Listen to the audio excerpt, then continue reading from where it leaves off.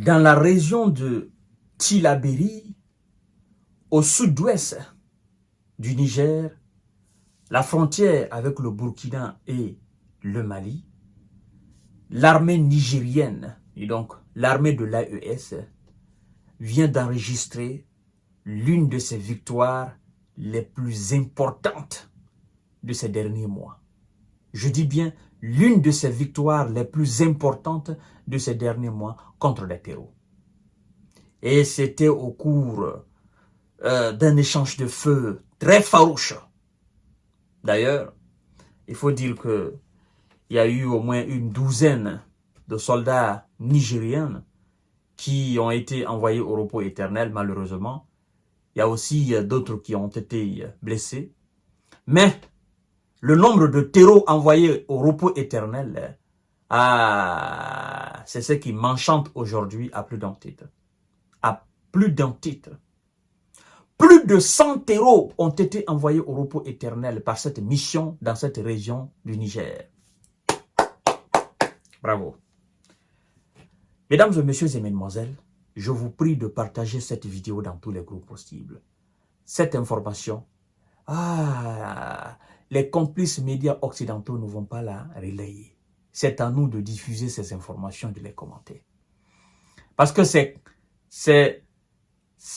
quand c'est, en fait, contre nous, je dis contre nous, le peuple africain, hein, une fois que les terreaux nous attaquent, ils passent l'information à leurs complices occidentaux, et puis les médias relayent les informations. Vous avez vu, la fois dernière, j'ai fait une émission où j'ai dit, les médias occidentaux, ils ont toujours la possibilité d'interviewer des terreaux. Comment ils le font? Et ce, depuis même que les forces Barkhane et Barkhis ou je ne sais quoi encore étaient dans cette même région de l'Afrique. Ils arrivaient toujours à avoir les contacts des terreaux. Pendant que leurs propres soldats sur le terrain qui nous aidaient cherchaient les mêmes terreaux. C'était facile, non? Un journaliste qui interviewe un terreau, et puis l'armée de ce journaliste-là se dit non, je suis au Mali pour vous aider, je suis au Burkina pour vous aider, je suis au Niger pour vous aider. C'est simple. Pose la question au journaliste. Mais comment tu as fait pour entrer en contact avec le terreau? En fait, ce sont les mêmes. Ils sont les terreaux. Comme disait Maria Zakharova dans ces 2 jours-ci, n'est-ce pas? Dans une de ses déclarations, elle disait, je cite, je parle de la diplomate russe, la porte-parole de la diplomatie russe, qui a dit, l'Occident crée le terreau en Afrique pour justifier sa présence. Parce que, dans l'instabilité politique, l'instabilité sécuritaire, ils profitent de ces moments-là pour se gaver le ventre, pour remplir leurs poches, et puis dans des conditions aussi frauduleuses. C'est du vol. L'armée nigérienne a envoyé au repos éternel plus de 100 terreaux en réponse, n'est-ce pas, à l'envoi au repos éternel des soldats aussi nigériens. Mesdames et messieurs et mesdemoiselles, je vous prie de partager cette vidéo dans tous les groupes possibles. Oui, la vaillante armée nigérienne a aussi déclaré qu'elle a détruit d'importantes quantités, n'est-ce pas, de ressources, du matériel des terreaux dans cette attaque. Dans le cadre de cette opération, dans la région de Tibéri, au sud-ouest du pays, selon la presse locale. Au moins 12 militaires ont été envoyés au repos éternel. Plus d'une trentaine ont été blessés dans 2 attaques et l'explosion d'une mine artisanale entre, effectivement, dimanche et mardi, a fait savoir l'armée, mercredi sur la télévision. Mesdames et messieurs, vous voyez, on nous apprend que la région de Tibéri, frontalière du Burkina Faso et du Mali, est régulièrement victime d'attaques imputées à Boko Haram. Est à la branche Afrique de l'Ouest de Daesh. Tous ces gens-là, nous savons ceux qui sont derrière eux.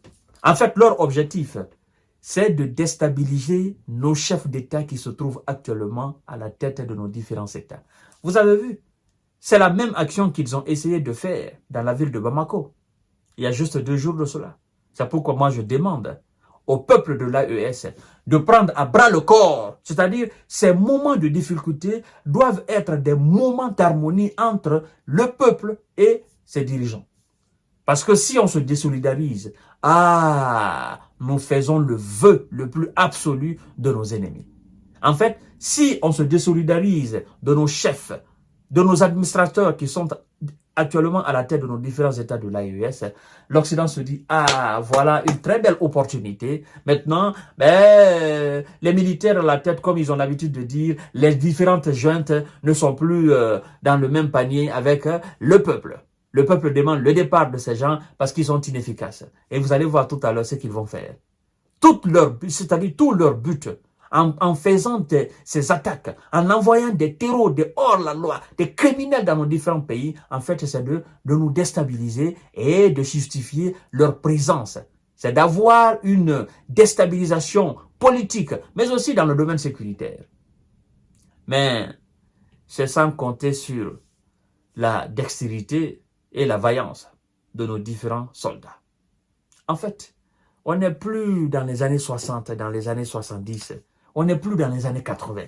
On est en 2024.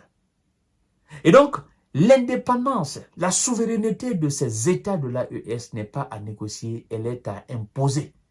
Et on le dit à qui veut bien l'entendre. Qu'il le veuille ou pas, c'est ça la réalité.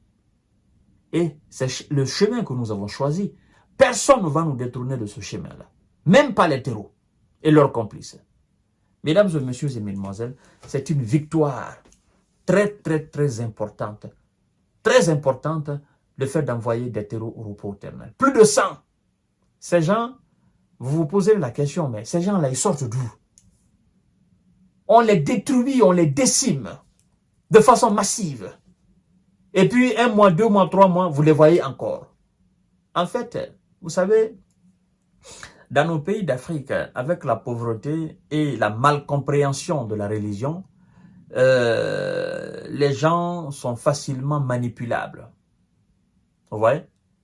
On dit, bon, c'est des gens qui ils sont dans les difficultés, ils n'ont pas de travail, ils n'ont pas quoi manger, il faut juste leur donner quelques billets et puis voilà, ils s'exécutent. C'est ça. C'est l'image que l'Occident se fait. Et c'est effectivement ça. Ben, si des gens, des frères et des sœurs, se laissent manipuler par ces gens qui ont des esprits diaboliques, en échange de quelques billets d'euros et de dollars, pour aller s'attaquer à leur propre pays, le pays qui les a donné naissance, qui les a éduqués, qui les a donné tout ce qu'ils ont aujourd'hui, ben, c'est de la forfaiture pure et dure, c'est de la trahison. Mais nous n'allons pas baisser les bras, nous allons les combattre jusqu'au dernier terreau. Autant que nous pourrons, nous allons le faire. En fait, ça c'est je dirais, c'est une jet perpétuelle. Restons sur les 2 pieds. Gardons les yeux ouverts. Ne perdons pas notre dignité, c'est très important. Et merci beaucoup à l'armée nigérienne pour avoir infligé cette défaite lourde au terreau et que l'Éternel des armées puisse accueillir nos braves soldats, n'est-ce pas, dans son paradis éternel. Amen. À tout à l'heure pour notre série d'informations de décortiquage. Merci beaucoup.